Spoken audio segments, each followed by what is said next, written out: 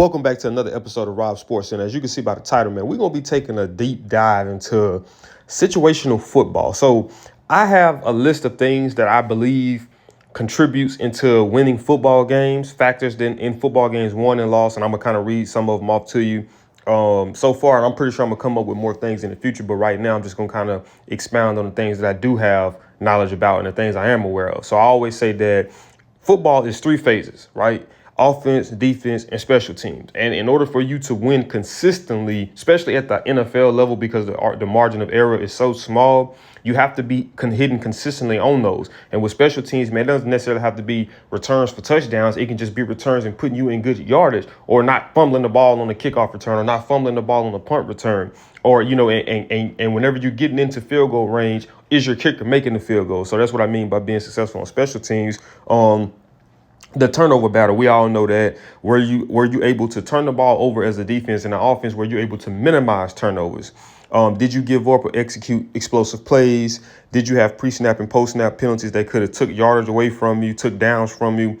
Did you win the time of possession battle? Were you able to get off the field consistently on third down? On offense, were you able to convert third downs? And then how were you with situational football? So with this clip right here specifically, or with this video right here specifically, we're going to be taking a look at Super Bowl 49 when the Seahawks and the Patriots met up, one of the top offenses going up against the top defense at the time. And we're going to just kind of take a look at situational football here. As you can see, and New England was one of the best at it. You know, they were very good at situational football. I mean, you can chalk that up to Belichick in terms of making sure that they fundamentally sound with situational in practice and making sure that they're always practicing those situations and speaking to those situations. That way, when they find themselves in it, they're able to execute at a high level and it looks effortless. So on this play right here, one things that New England was keen for, especially Brady, is pre-snap movement. And that's to kind of identify whether you're in man coverage or not. So on this play right here, you see that he sent them in motion and it was able to identify that they were in man coverage. So they had the perfect route for it, which was this out route with Danny Amendola. And as you can see that it hasn't hit the 2 minutes yet, but they do have 3 timeouts. So the thing is, we're trying to milk as much time off the clock, but also go down and put up points before we go into the halftime. So you see right here on the little quick out route, Danny Amendola stuck his foot in the ground, made a move, and was able to make a defender miss, and was able to get the first down and tried to get out of bounds to stop the clock. So as you can see on the previous play, Amendola actually didn't get out of bounds in time. He was tackled before he got out of bounds, so that led to the clock running, but it still went to a 2-minute warning. So keep in mind, New England still has 3 timeouts, too, off of a 2-minute warning, and they're already pretty much at the 50-yard line. So, or they're close to the 50-yard line, put it like that. So they're already in prime position to be able to capitalize off of the good field position, starting at the 31 and being able to put up points, whether it's a touchdown or a field goal before they go into half to give them some momentum. So you look at on this play right here, the Seahawks, obviously, one thing we know about the Seahawks was iconic for single high defenses, whether that was a cover 3 or whether that was a man. On the previous clip, you see that it was a man-to-man coverage. That's what led to the quick out route from Amendola and making the defender miss. And you see on this play right here, so one of the benefits of having a single high safety defense like a cover 1 or a cover 3 is that it allows you to stack the box. And the box is pretty much the area where you have the offensive linemen, the defensive linemen, the linebackers, the running back, and that's the whole objective to be successful with the run game is to equate numbers, meaning that as an offense, we want to have a man for a man. So for a defense, we want to outnumber the offense. So we want to have one extra person if possible, and sometimes maybe even 2 if it's a cover 0. But we want to have one extra person running unblocked to be able to make a tackle. So even right here, when you see with the Seahawks on a previous play, they've had opportunities to dead the positive yardage after the play. You see the previous play with Danny Amendola, Byron Maxwell missing that tackle led to him being able to get the first down. Right here, you see that the box was stopped and they had, I want to say, like 2 shots at LeGarrette Blount, and they wasn't able to capitalize. You got a shot here, boom. Then you got a shot there, boom. Those are 2 missed tackles right there, and he just puts his shoulder down and pushes forward. He doesn't get the first down, but he moves the needle. And keep in mind that New England still does have 3 timeouts. So right here, you have 2nd and inches from that LeGarrette Blount run. And notice one of the things, too, so far, from what we've seen from New England, there's been no pre-snap penalties, meaning false start, offsides or whatever the case may be, to take them backwards opposed to moving them forward. Everything has been positive yardage, whether it's been throwing the ball to Amendola, whether it's been running the ball with LeGarrette Blount, or whether it's been hitting the ball right here with Shane Vereen out of the backfield. So once again, I do believe that Seattle is in that cover one, it looks like, because it likes Earl Thomas was on the center fielder, and it like Cam Chancellor kind of came down, maybe kind of looking like more so a robber role across underneath the middle, right up underneath that. But then here's the thing. You look at the position and where Bobby Wagner is at, right? So when they send Shane Vereen out of the backfield, now he's already at a bad angle. So even though Bobby Wagner is able to close the distance pretty good and make the tackle in open space, not before he gets the first down. And then keep in mind that with getting the first down, he wasn't able to get out of bounds just because of Bobby Wagner closing the distance so fast and being able to make that tackle. But you still have 3 timeouts to go after that. So you still got more opportunities to try to put the ball in the end zone or at least get a field goal.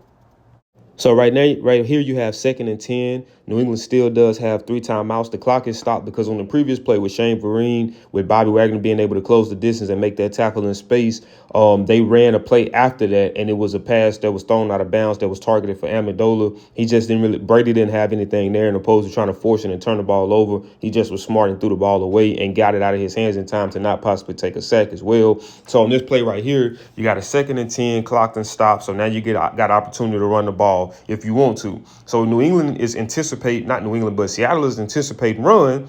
They just wasn't anticipating a sweep. So you see that they're in man coverage, obviously still, with Sherman following Edelman off of the motion, but they had the box stacked. Seattle did. So this was really actually a very good play call. They had the box stacked because they wasn't trying to give up anything interior wise. They was trying to keep everything outside and rally to the ball and make tackles in space. So right here, they fell for they got caught lacking with the jet sweep. Now, Bruce Irvin, which is number 51, he still had an opportunity to make a tackle on Julian Edelman, and that could have minimized that gain, opposed to it being such a positive game. But that's kind of a hard ask to ask a linebacker to make a tackle on a guy like Edelman in space. And then even when you see where Earl Thomas was able to come downhill and chip him and slow down his momentum, but he still was able to get out of bounds and save the timeout. So New England still is working with 3 timeouts, and now they're at, I know I said it early on in the video, but now they're pretty much at the 50 with 3 timeouts, 50 seconds left, and let's see what they do from here.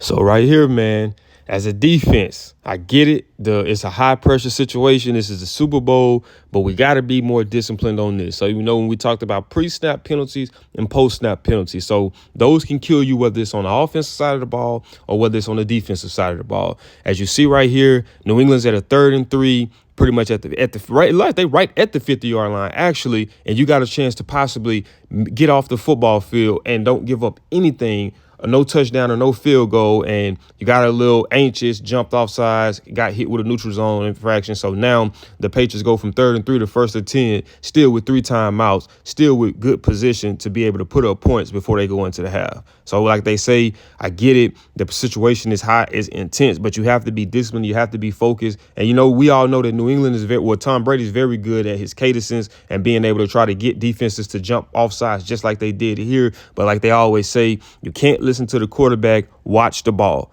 When the ball is snapped, that's when you can react. But trying to time it and you listen to what the quarterback, that's why those cadences are so important to get you to jump off sides and get a pre-snap penalty and get easy yards. So this is one of the things that makes Brady, I said Grady, but this is one of the things that make Brady so great, man. Just look at how he's always communicating and pointing things out and making sure that everybody's on the right page. It's like with Brady, he's like a point guard. He's analyzing the field. He's looking at everything. He's watching like the small things and looking for any small tell of what a defender is doing. If a defender is confident, if a defender is sure of himself, and he's very great at that. But for this play right here specifically, and notice how in this 2-minute offense, they have not utilized any timeouts.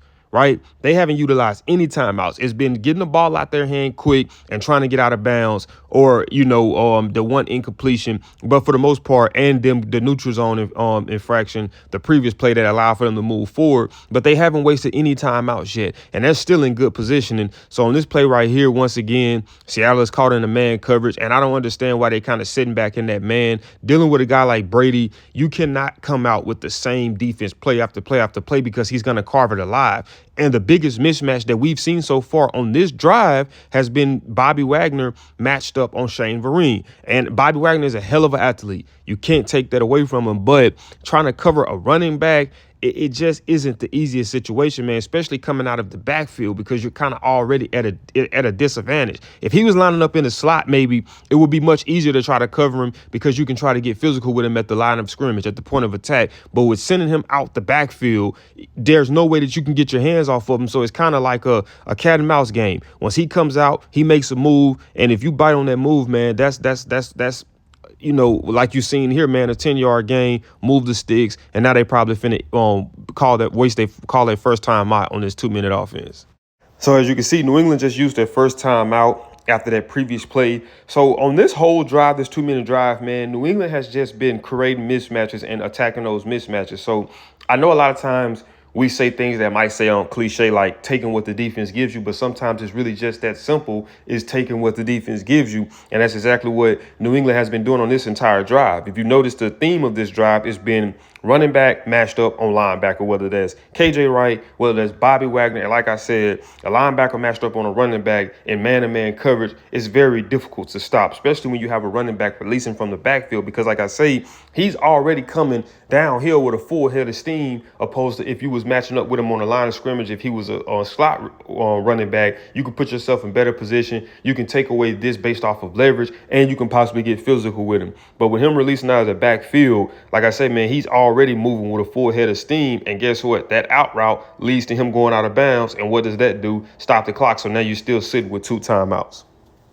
So finally, you have New England capitalizing this 2-minute offense in the most extravagant fashion that you would like to, and that's a touchdown strike. So obviously the theme of that drive, that 2-minute offense, and one of the theme of New England's offense, period, in the Brady Belichick era, was creating mismatches and exploiting those mismatches. So just like I said early on, it looks like Seattle ran a lot of man, pretty much all man-to-man that drive. I don't think they ran any zone coverage on that 2-minute drive. I think everything was man-to-man.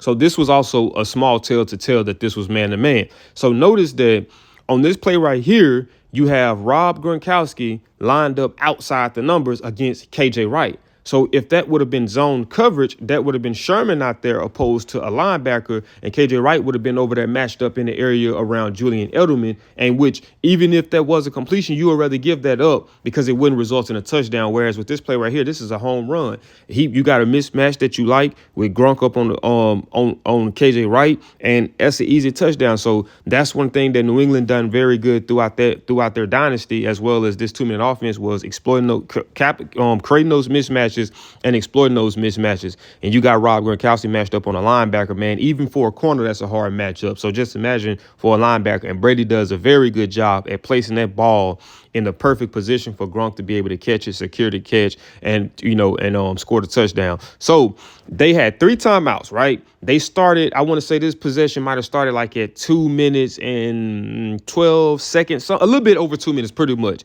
And they only utilized 1 timeout on that, because everything else were out routes going straight out of bounds. So once the receiver catch the ball, they catch the ball in stride, they get out of bounds, and now you don't have to waste no timeout. So this was one of the most perfectly executed 2-minute offenses against a very good defense. Now, Chris Collinsworth said previously on the previous play with Shane Vereen and KJ Wright, he was saying that with New England coming out in this spread, that you would think that, okay, their thing is we're going to put more corners, more DBs on the field, right? Because if you have a DB on the field, that's a corner or a safety, however you want to look at it, matched up with Gronkowski opposed to having a linebacker. Now, what that does is when you take out, because this is how New England does, they exploit matchups. You take KJ Wright out the game and replace him with a DB, guess what they probably going to convert to now? running the ball. Not because you lose the muscle, you lose the physicality. So, like I say, it's a chess match, and it was something that Tom Brady and Belichick in their era were very, very great at. Figuring out those pieces and exploiting them based off of what you've done. So they were they kind of were reactive in situations. Now, the thing about New England, and I was looking at his recent episode on the pivot, Bill Belichick, that is, and Fred Taylor was talking about his experience with New England, and he was saying that one thing that Bill Belichick done that he did not have in Jacksonville was the focus on situational football. Anything that could happen in the game, they were prepared for. And you just like right here, you look at a 2-minute warning against a very good, very physical defense in the Seahawks, the Legion of Boom, and you look at how they were able to drive the ball down the field effortlessly. And you say, man, that just like it was too easy. But when you're prepared, you already have the answers to the test. So when you see Tom Brady coming up to the line and communicating, pointing this out, pointing that out, that comes from various film study and knowing what to look for and knowing how to create those mismatches and how to go at those mismatches and the weakest person in that defense in whether it's the secondary or whether it's the linebacker or whether it's a defensive lineman that isn't as physical, we can run to his side because he's not gonna, be the one to disrupt a play like this particular guy right here was. So that's one thing that Fred Taylor said that Bill Belichick was very good at, and you see that over the course of their time together, Belichick and Brady, and you see that specifically for this video right here. So like I said, man, those are all things that lead to games won and lost, and I want to start pinpointing that and just kind of diving deeper in that and bringing that to the attention of people who may not know and that might have questions man, why did this team lose? Why didn't this team win? They had the better athletes, but it comes down to much more than just having the better athletes, man, because if you look at the team lineup, like, player from player, Seahawks most definitely have the better athletes. But when you look at the scheme, the game planning, and preparation, I think at times that's where New England kind of had the matchup, and having injuries too didn't make it no better with Jeremy Lane going down early on in the game and you having to bring in an inexperienced corner, Thurl Simon. But that's also the importance if you are a coach in making sure that you're coaching everybody the same, whether it's a practice squad player, whether it's a starter, or whether it's a guy who might see limited reps. That way, when people go down, when you lose people in the offseason, those guys can backfill and be able to, contribute somewhat the way that the guy previously was. But, man, that's it for this video, man. If you did enjoy this video, by the way, too, I'm going to be doing a breakdown of the Seahawks scoring before going into halftime, too. They ran a under-minute offense. I mean, because you look at the little bit of time that they left, and once again, time of possession. That's what I said as well, and that's something that they dominated with the 2-minute drive, is milking as much time off the clock as they could, but also being able to put up points. But so I'm going to do a breakdown of that as well. But like I said, man, if you did enjoy this video, do me a big favor, smash that thumbs up button. Also, if you love things all sports related, all things football related, whether it's player evaluations, whether it's just game film, analysts, and breakdowns like this one right here, man, you're on the right channel. Make sure you subscribe. When you subscribe, click that post notification bell where you be notified every time I upload. And I'll see y'all in the next video.